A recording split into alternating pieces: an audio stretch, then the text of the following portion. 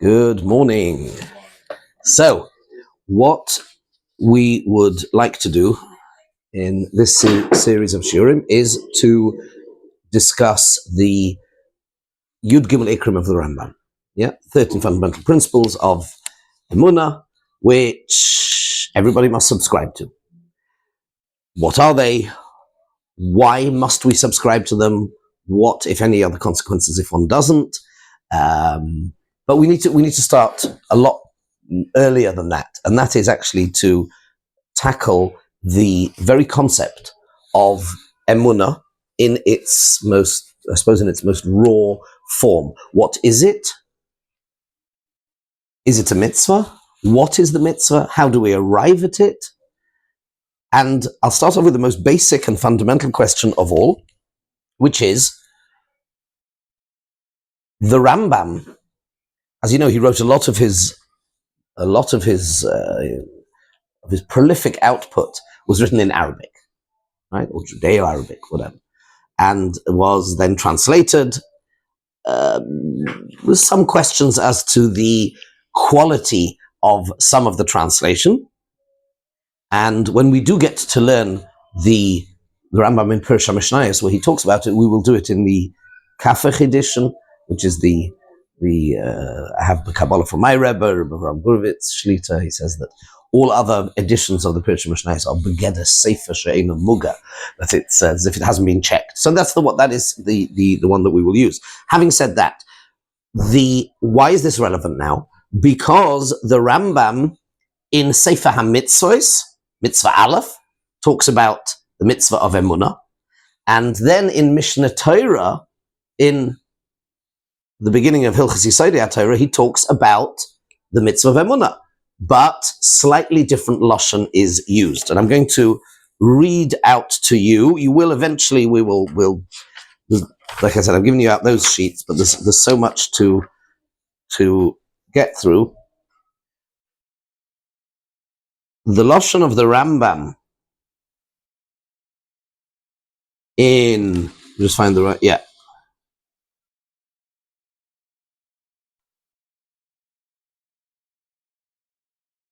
One second, sorry, just a second.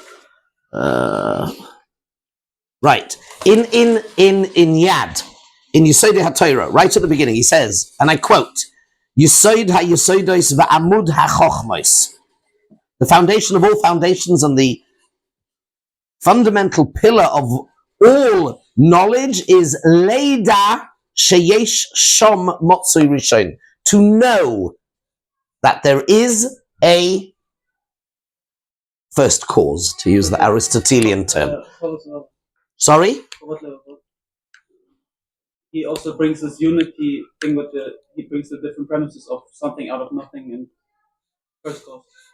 Correct. The concept is yeah, of course, this is the basis. What I want to take out of here, however, is that word, Leida. Leida means das, that means to know.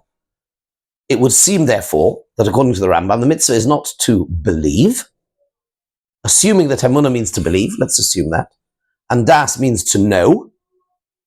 Knowledge and belief are not the same thing. Knowledge is something that I know, and believe is something that I don't know, but I believe. Now, belief can be based to some extent, on rationale. It can be logical to some extent, or it can be totally arbitrary and subjective. And I believe Barcelona will win the whatever. Yeah, I believe. It means it's something that I would like that this should happen. It fits my subjective worldview. It could be a whole bunch of different reasons why. But surely, I think we would all agree that knowledge trumps belief. Pashtus, yeah? In the Sefer HaMitzvos, he puts it differently. His lashon in Sefer HaMitzvos is laha'amin ha'elokus. Now, for the sake of accuracy, so you hear the problem. In the beginning, in Mishnah Torah, he writes Leida. In Sefer HaMitzvos, he writes laha'amin. So is it Emunah or what is the mitzvah? I mean, first of all, the fact, sorry? These are the translations of the coming, very good. Exactly the point, but it's actually going to kind of spoil the shir a bit. So we'll, but Lemano Emes, one does need to say that. If you look actually in the Madura of Reb Chaim Heller, the more accurate version, it is also in Sefer Mitzvahs, it's Leda. It is to know. Okay? So, but on the basis that in Sefer Mitzvahs we have Lahamin, and in Sefer Hayad we have, which he did write in the original in Lashon HaKodesh, is Leda. On the basis of this, Reb Shach Zatzal posed the following question to his Rebbe, the Briskerov. And he said, which is it? Is the mitzvah to believe or is the mitzvah to know? And the Briskerov said to him, I also have this question. And he said, and I asked my father, Reb Chaim, and here is the answer. And this is brought in Avi Ezri and Reb Shach Sefer on Rambam Tshuva.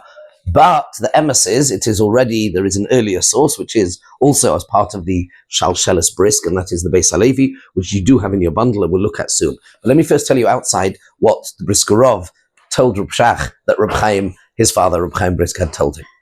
He said that ad kama, to the point that a person is able to utilize his, let's call it brain for the moment, to arrive at a conclusion of das, to know that there is a Borei Olam, you need to do so. However, given that we are dealing, of course, with an infinite being, there is always going to be, at some point, there will be a brick wall where my finite human capacity for knowledge hits a roadblock, it hits a brick wall. So your mitzvah of Yediyah goes as far as you can go, and from that point onwards, Emunah takes over. And if I may add, and this is, I suppose, personal, but we'll see later, not today's year, the way I sometimes think of my life is, it's an image I have in my head since I thought of this, is constantly keep pushing that wall a bit further away. Learn a bit more, appreciate deeper, and understand and know more, gain more das, and then there will always be something to believe. Now, so that is one seminal idea. Let's just have a look, by the way, inside. I'll tell you where it is in your bundle. Let's have a look at the Beis Halevi. We've got the quote here. The quote is on page 2 in your bundle. Beis Halevi. It's always kedai to see the Beis Halevi. Let's run through it. Yes? V'oid tam lozeh, taharei ikka mitzvos emunah. This is the Beis Halevi ala Torah. Shmois Perek Yud Beis Pasuk Mem Beis. Ikka mitzvos emunah hu shena'amin b'chol divrei haTorah u'kefi haKabbalah me'Rabboseinu. Now, let me stop here for a second. I'd forgotten actually that he mentions this. One of the big issues we are going to deal with head on is the following. What is the optimal approach to Emunah? We need to define what we mean by Emunah. What then, the details are going to come much later down the road. What is it that we have to believe? Leave those are details. But the first thing I need to know is, how do I get there? What is the journey? What is the process? In other words, let me put it to you in its most stark terms. And it's really fascinating to note. Once when I gave this shir, or part of the shir somewhere else, I think in the UK, what I did was, and maybe I'll do this, I will bring in Bli Neder. I have, in my library, I have 2 books on Emunah from, I won't mention the authors, popular books on Emunah. And they are diametrically opposed in their fundamental approach. One takes the view that it is dangerous, wrong, inappropriate to start using any form of philosophical endeavor to work out, to use reason or logic or rationale to prove any part of Emunah, but we should be tmimizdik, and we should just accept, because trust our parents, and their parents, and their parents, and their parents, and that is Kabbalah. I accept and I trust that we have a widespread tradition that our forefathers stood at Har Sinai and that was handed down. The end. Game over.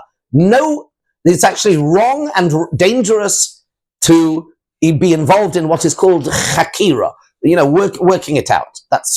And it has haskamas from serious Rabbonim and Gedolim, and then I have a sefer that says virtually the exact opposite, which says, of course, and here one does, of course, need to be careful, and this, whichever way you look at it, this must be said, we do not chas v'sholom. I once did this with the class in Hasmonean school, and it became a very interesting discussion, because there's a danger on the other side, which is that if you chas v'sholom, you throw everything away and you start again, tabula rasa, you start again, blank slate, and I'm just going to use my brain. Nobody would suggest that. Even the school of thought, and there are many, as we will see, Rishonim and Achronim, and I'm going to give you the Maram Kemis, and that's really what that bundle is made up of, to show that there is value and possibly even a chiyuv to get involved in some form of working out what you can work out, but nobody would suggest that you start from scratch. Maybe there's no God, and then start from there, chas v'sholom. Of course, we trust and believe our Rabbonim, Gedolim, Goinim, parents, grandparents, etc., etc. But the question is there any additional layer of obligation to use your seichel as well, or do you just not use your brain at all, potentially, in these areas? These are the schools of thought. So this other book very much goes down the other line, says you have a chiyuv, you have an absolute obligation. You have a brain, and there are ways, obviously, there are certain things you're not allowed to, and we'll come to that. The Rambam in Hilchos Avodah Zarah is very careful and clear to say there are some ideas it is forbidden to entertain. And this was a challenge to some of these teenage girls, and said, what are we scared of? Are we scared of these ideas? And that was a really good question, and it took me some time to work through with them. We will come back to that. So just to finish this point, Gabby, I'll come to you in a second. It was embodied in these two books, which I will bring in and show you. One of them is just rely on our Kabbalah from our parents and grandparents and Chazal, and it's dangerous and wrong to get involved in any level of Chakir at all. And the other perspective is virtually the exact opposite. Of course, we accept Kabbalah from our parents and grandparents and Chazal, but there is a chiyuv for a person who has the ability and the brains and in a certain way, in a guided way, it's not a free-for-all, but to actually then use your brains and arrive at a reasonable, rational basis for your Emunah as well. So these two schools of thought we're going to go into. Yes, Gabby? It just sounds a little bit like the boundaries of being critical. When you talk about those two perspectives, yeah, and it's like the initiative of someone to be critical and to investigate can either be completely the wrongest thing ever or the best thing one can do. They are quite, yes, you're pointing out that these views are pretty much quite opposite and opposing and conflict heavily. Yes, true. Yeah. And we'll look at the boundaries of these. Now, why I brought it in here at this stage was because, go back to the Beis HaLevi. But they're also dependent. Sorry? They're also dependent on what the current Matzav is. Explain what you mean by that. In the sense of the first book.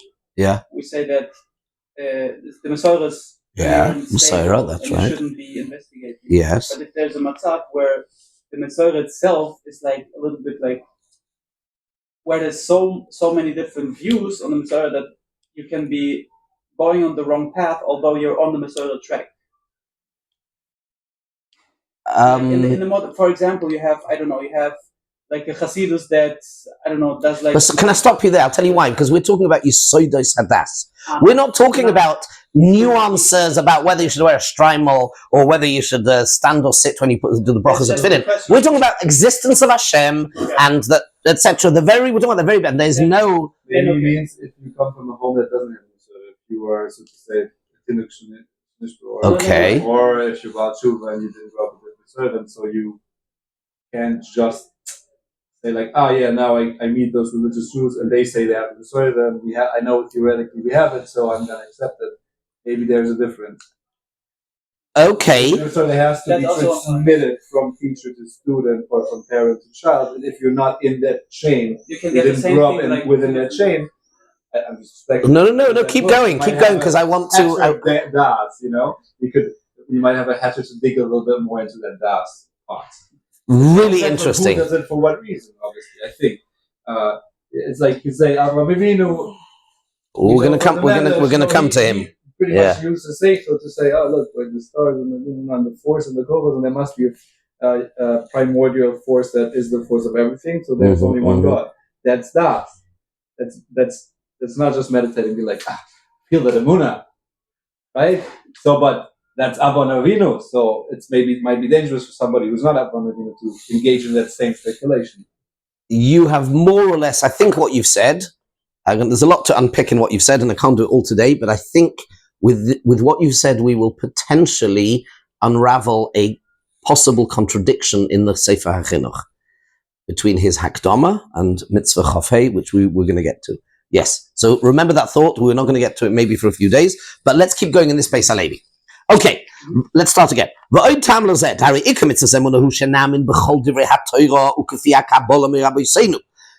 Ikka Mitzvah of Emunah is that we should believe in all the words of the Torah on the basis of the accompanying tradition from Rabbi Seinu.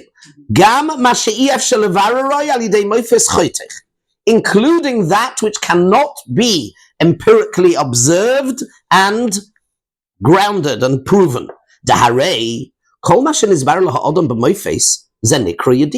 Because surely whatever can be clarified is called knowledge. It is not, it doesn't reach, it's not emunah. Now we are instructed to believe. So he is taking a priori, or he has a source, that the mitzvah is emunah. And one could actually question, on the basis of the correct text of the Rambam, who said? You know, the answer would be, by the way, and this is important, we need to say this, the Gemara in Makkos, which we will refer to, which you all know, I'm sure, it's a loshon of the Novi. V'tzadik be'emunosoi yichyeh.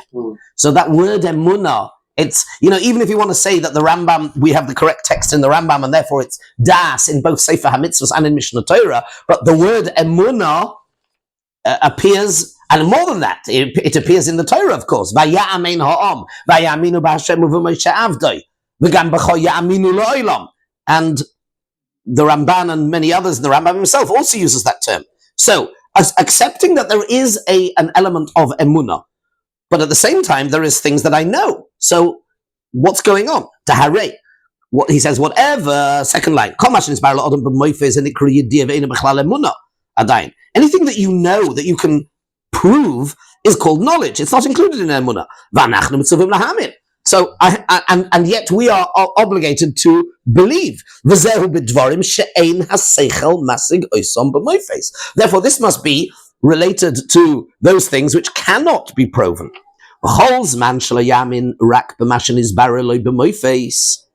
If somebody is only prepared to accept that which can be empirically proven, then you are very good. Then you are, in the words of the Ramban, you are an arrogant Yevoni, basically, which is what he calls Aristotle, because it's empirical. And that's what they said, only that which I can observe.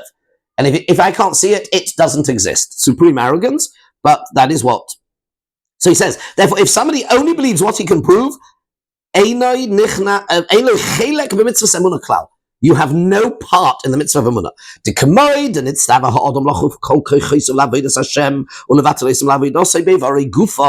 Just as we are obligated to subordinate our physical body to avodas Hashem,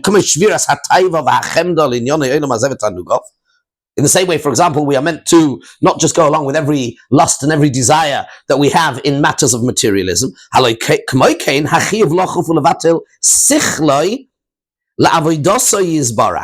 It is equally an obligation to compel and to,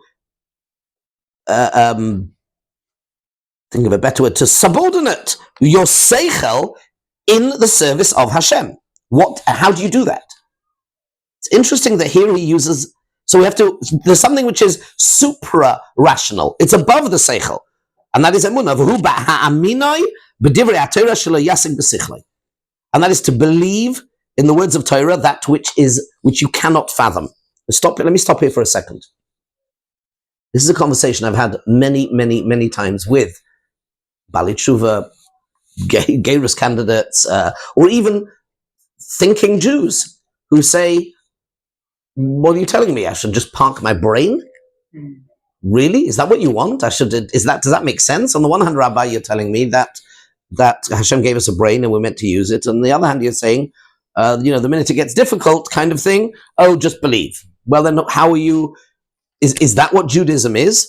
What's the answer? How would you answer such a person? I'm going to stop talking. I'm going to drink my coffee and listen. You should know, and this is one of, I think, this is my personal view, in the journey of many people, even people who are, from Yidden, but they've decided to start using their brain, whatever, rightly or wrongly, and they want to work stuff out. And because there are some things, as I said, the Rambam at the beginning of V'lo Sasuru, we just had in this week's parasha, V'lo Sasuru achar levavchem v'achar einechem, there are some world views, some philosophical views you're not even allowed to analyze. You're not even allowed to, it's osur. It's very clear, it's minus. It's also, and therefore, the question, like I said before, the question that I've been asked many, many times is, well, if our religion is robust and has a rational basis, then what are you afraid of? Truth does not mind to be the question. Correct, as it's Mefurish profile. Yeah. Wow. Okay. I thought you were big. I'm an observant Jew. I know what it says in your WhatsApp profile. Go on. Gotta check that out. Yeah. Again, what was it? Who's that quote from? Or shouldn't I ask? Truth? Go on. I somewhere just picked it up and I didn't. It's nice. So I'm with you. So what are we afraid of? Rabbi, what are you afraid of? Yeah, he wouldn't use Ben Shapiro on his profile. Okay, come on. I know. Okay, about the parking of your brain. It's not that you park your brain. It's that you have to acknowledge that some things are, at least for now, beyond comprehension, and then the more you grow, the more you will understand. But eventually, it's not a guarantee that you will understand everything. But it's like we had that discussion, as both of us are Bali Tshuva, and then Eli said something like, "Yeah, why didn't I ask myself that question like at the beginning?" And I said maybe because the answer in the beginning you wouldn't be able to, Okay, but we're talking that's a very wise idea, and I'm with you, but I don't think that's directly relevant to what we're saying. Here the question is, there are some ideas, zum Beispiel. I mean, we could do this. I wasn't going to do this today, actually, but the Rambam, we do need to look at this. There are some heretical schools of thought about the world always having been here and all that sort of stuff, where it is osur. It is osur. You're not allowed to spend a minute. Why? I would say that Go on. Exactly. In the world? Yeah. I would say it's exactly the same relation. Like the scientist has to stop and capitulate before ideas which his instrument of grasp cannot grasp, right? Because it's useless. So in the same way, they don't. Sorry? They don't do that. They don't until somebody comes along and does experiments and proves them wrong. That's how conventions are overturned. But we're talking here, you're not even allowed to think. This is the question. Rabbi, what are you scared of? Right, but I'm saying, because they don't do the right thing, right? What they should do, or they do what they should not do, doesn't mean that it's not constructive for them. It's destructive for them. Would be because they will not reach any. But I'm losing your comparison. Here we are saying you're not allowed to get involved in certain discussions. That sounds like that's Orwellian. I mean, let me be devil's advocate. That's very Orwellian. Well, what is this? It's not that some sort of theological North Korea? What's going on? I don't hear it as. Go on. I don't hear it as it's not allowed in the sense. But it is. I don't care what you hear. Sorry, Gabi. Okay. The Rambam Paskins very clearly. There are some things. It is also. It's an Issa Doiraisa. It's called V'lo Sasuru achar levavchem v'achar einechem. Minus. There are certain. It's an Issa. Doiraisa. It's an issa to think about them and spend time learning. The in order is a good question. That's not what we're not. Okay. So on that depends the answer, right?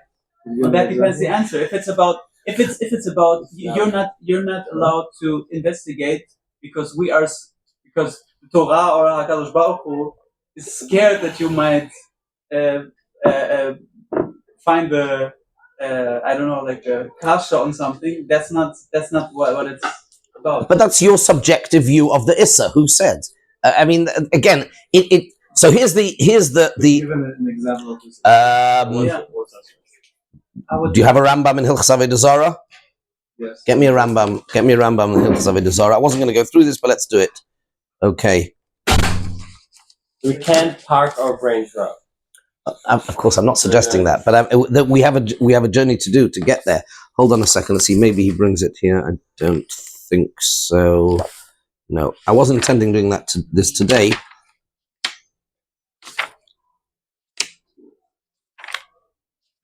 You think it's like explaining a clock? No. Again, we'll see it in. I don't remember the lashon of the Rambam. While he's bringing the Rambam, what I'm going to tell you is Moshe Shapiro's approach to this, which is a really important one. The posuk, I mean, we just had it last week's parasha. Now, I don't want to be too technical and go into the idea of lav shebeklolos and how the Rambam brings it down, but the Moinei HaMitzvos do something very interesting. They all bring it down as one. It is one lav. Now, even though it's talking about two very different things, which are forbidden or wrong from our perspective, thought systems and ideas, and lust and immorality. Now, they are all lumped together in this one lav. The Sasuru, the Chinuch, the Rambam, and all others, even those who would, for technical reasons, might or should count them as two, count them as one. And the question, and this gives rise to, this is the way Moshe Shapiro put it, this gives rise to understanding that there is a commonality, there is a common cause, a thread, a source to both of these things. And that is what, has he got lost? Okay. And that is what we want to try and understand. Levavchem and einechem. Achrei levavchem is Avodah Zarah, and Achrei Einechem is Zinus. Thank you. Shkayach, no problem. So, what I said while you were out was it's one lav, even though it's two very different things. One is immorality and lust, very physical, very earthy, and the other one is talking about cerebral ideas, which we believe are wrong, but they are ideas. And one is levavchem, is minus, and einechem is zinus. Right? So let me see if I can. I think it's in Perek Gimel. Just a second. Gadef. I hadn't intended doing it today, so how would you coin? I'm going to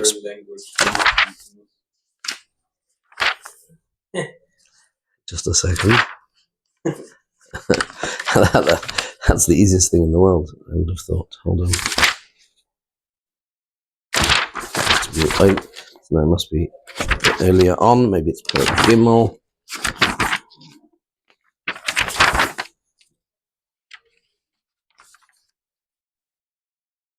Here we go. I think this is it. Okay. It is in Perek Base. Okay, yeah.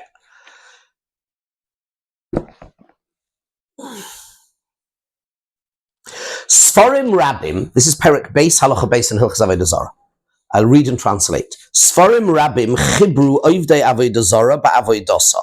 Many books were written about serving Avodah Zarah, how to do it. Uma Mishpata Uma Aseha. Tzivonu HaKadosh Baruch Hu Sheloi Likrois Ba'oson HaSforim Klal. We have been instructed not to read those books at all. V'loi Nahar Herba. We may not think about them. V'loi Bedover Midvareha. Va'afilu lehistakel b'dmus hatzura osor. Even to look at the image which is associated with an avodah zarah is osor. Shneim al tifnu el ha'olilim. U'beinin azanema pentidu shel Eloheihem. You shouldn't ask questions. How did they do it? Even though you're not serving it. Now, and all of these things point in one direction, says the Rambam.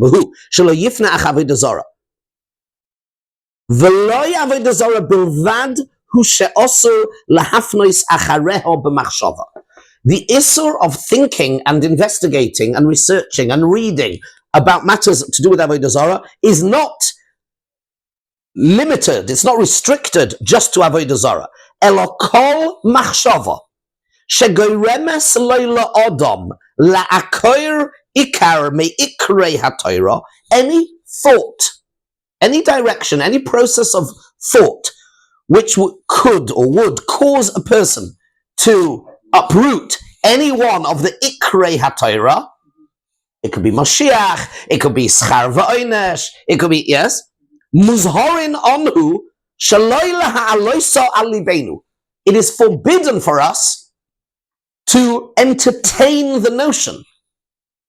V'loy nasiach da'atenu lekach. Don't allow your mind to go there. V'nechshav v'nimshach achrei hirurei shel halev. So, let's just stop there a second. Here you have a Rambam. Let's take, for example, we don't need to go be so,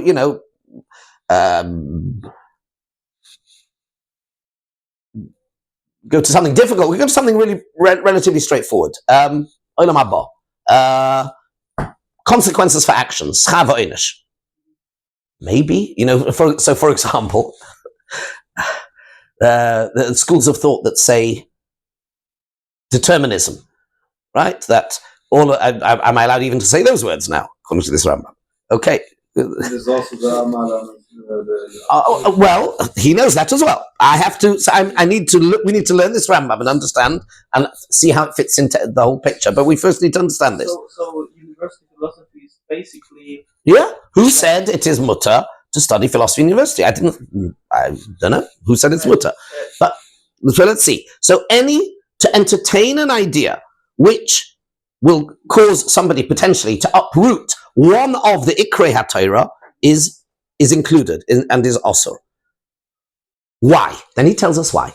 Mipnei shedatoi shel odom kitzara. Because man's capacity for knowledge, his bandwidth for knowledge is somewhat limited. V'loi kol hadeos yecholos lahasig ha'emes al buriyoi.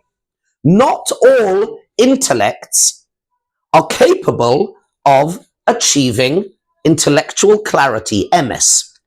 Ve'im yimoshech kol odom achar machshavos liboi. And if everybody, my emphasis added, ve'im yimoshech kol odom achar machshavos liboi, nimtza machariv es ha'olam lefi koitzer datoi. You will end up with postmodernism. Sorry, postmodern existentialist angst. Because there was never beforehand grasped any second of any, in the sense of. Well, I'm going to take it. Yes, you're right, but I want to take it a bit deeper. I'm going to tell you the way Moshe explains this Rambam. Ketzad. Pa'amim yosur achar avodah zarah. Sometimes he will be drawn. Where does he get that word? V'lo sasuru. Pa'amim yosur achar avodah zarah. U'pa'amim yechoshev beyichud haboirei. Shemahu shema enoi. Sometimes you might start thinking, maybe there is, yeah. Mala mato, mala ponim, mala ocher. U'pa'amim b'nevuah. Shemahi emes, shema eno. U'pa'amim b'Torah. Shemahi min hashamayim, shema eno. Documentary hypothesis, yeah.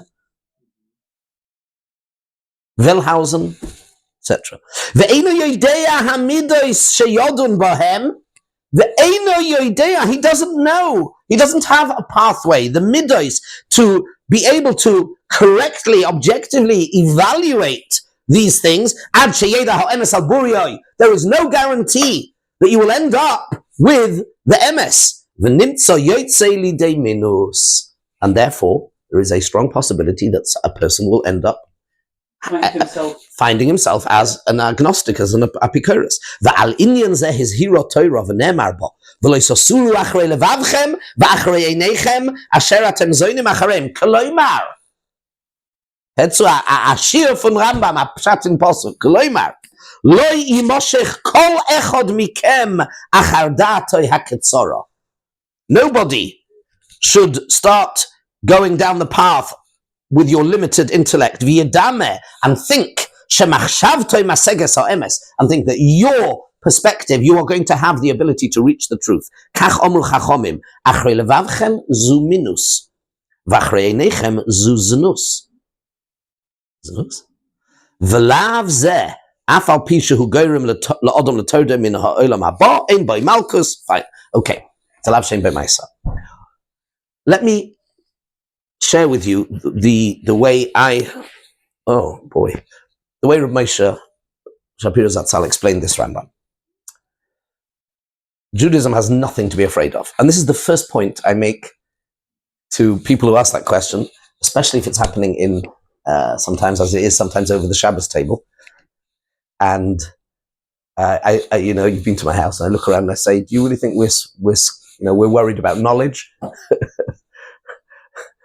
We spend our lives learning and asking and questioning and searching.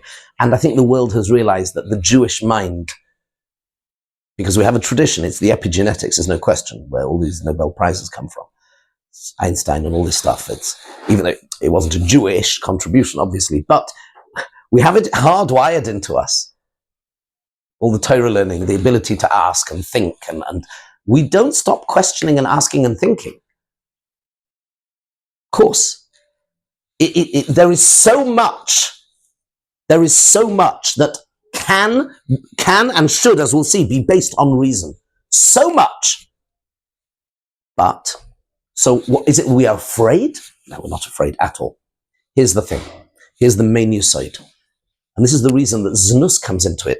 This is, it makes, if you think about it, in the context of what he's been saying, he was talking about Torah min hashamayim. Maybe I'll go wrong. I'll go wrong with Moshiach. I might go wrong with Avodah Zarah. And Chazal put this all into one lav, and it's v'lo yisasuru. There's one. That's the heading. And then Znus comes in. Hello. It would seem to be somewhat incongruous, says Rav Moshe. Not at all. It has one basic, common cause, and it is as follows. I will sort of add. He doesn't say this. But this is clear. Rabbi Yisrael Salanta basically says this.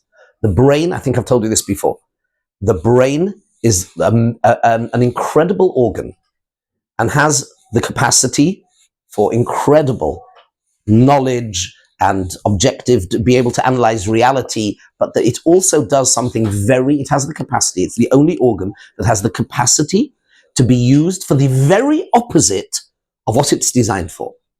No other organ in the body, if you think about it, has the capacity to do two diametrically opposing functions, which are the absolute opposite of each other. What do I mean? And you know where I'm going with this. Either 2 and 2 is 4, or 2 and 2 is Tuesday, purple, or anything you want it to be. Surrealism, imagination, dream, Dimyon. There is seichel and there is dimyon. Seichel is objective reality, seeing and analyzing and understanding something as it is, not as I wish it to be, not as and this is the big, but the brain can also subjectively imagine. If the brain is the servant of the heart, then you see what you want to see. Moshe took it deeper in the world of, and that's Znus. In fact, that's why the Gemara says that Lo Avdu, a Gemara in Sanhedrin, Samach Gimel, I think it is, Lo Avdu Avodah Zarah elo lahatir lahem aroyos. Avodah Zarah and aroyos always goes together. And if you know anything about pagan practices, and there's a famous Vilna Gaon on this, they always went hand in hand. It is about precast oil, to be free. It's the 60s writ large. It's I can do whatever I want, and I have to retrofit a value system, a belief, whether it is that man doesn't mean a man, a woman doesn't mean a woman. You have to. But at its root, it is dimyon. At its root, it is not objective reality. At its root, it is, I wish to do whatever I wish to do, and I need to have some sort of conceptual basis, and my imagination, my desire will warp and distort and pervert your kodesh hakadoshim, your neshama shebemoichi, and come up with all sorts of, and that is a dangerous game, and that's why you can't do it. We've got nothing to be afraid of. But the minute you are in the clutches of the lave, and then there's the einayim, you see what you want to see. Ramosha added more. He said, in the world of Dimyon, it's always only ever about the present. So deep. It's only ever about the present. It's now. You see something, I want it, and I want it now. Yeah, prime yesterday, whatever. Seichel, it puts something in a context. There's past, there's present, there's future, and I see it as it is. I understand it. I see it as it is. Man also, however, unfortunately, has the capacity to want something and then hijack the brain. It's the worst thing of all. And that is what the Torah here is telling you. There are things which are, you won't be able to. It's not that we are chas v'shalom, and that is the real answer. I hope you got that. That is the real answer. So when I would be answering this question to people, I would do it sort of, there's two parts to it. And of course, you've got to know your customer, and you have to know what's going to work and what's going to appeal to them. So the first thing is you can demonstrate from our tradition so clearly that ours is the tradition. We were not, the religion of love that until 300 years ago owned a Bible on pain of death. You know that in the Catholic tradition? Till about 250, 300 years ago. If you owned a Bible, it was punishable by death. Why? Because what separated the clergy from the laity, it was knowledge, and knowledge was power. Read your history. We were the Am HaSefer. Where does Am HaSefer even come from? Umma al-Katib, I think it was. It's an Arabic insult from the 11th century. That was an insult that we are the Am HaSefer. We wear it as a badge of pride. Israel to this day has the highest per capita book ownership in the world. And it's not a from society, but not. We've never stopped learning, asking, researching, inquiring. We're not afraid of anything. Yiddishkeit has nothing to be afraid of. But man has a capacity for. You read the opening words of the Igeres HaMusa, Ha'odam Osur b'muskoloi v'chofshi b'dimyonoi. Man is bound by his intellect and free with his dimyon. And that is the Yetzer Hara. The Yetzer Hara is the dimyon, the ability to see things not as they are. V'dimyonoi molichoi shovev b'derech leiv ritzoynoi, if my memory serves me correctly. And he has a beautiful metaphor there for this poor seichel in a boat in a storm-tossed river, moving him onna, and you need to stay firm. And therefore there are ideas and thoughts which once you get into them, because what are they at their root? And let's never forget, what are they at their root? Well, if there's no God, I can do what I want. If there's no Moshiach, if there's no accountability, if there's no, that is why it is exactly the same. It's one thing with Znus. It's exactly the same thing, and that's why the two are always intertwined. So the two parts to the answer would be, A, we've got nothing to be afraid of. Look, we don't stop learning and searching, and then you've got that story I told you the Beis Halevi was still in the middle of, Rav Shach, that you keep pushing that wall back. Of course you use your brain as much as you can. There are ideas which are dangerous, not because we're not able to answer the ideas, but because the capacity for man to fall and use and hijack the brain and become into the world of Dimyon is too great. By the way, notice his Lashon, V'lav kol Adam. And how we're going to fit that in, that maybe some people are able to, and maybe mutter for some people to learn certain things, that is something, it's a bit of a halachic shayla, that's something we're still going to deal with. So we're still in the Beis Halevi, to be continued tomorrow.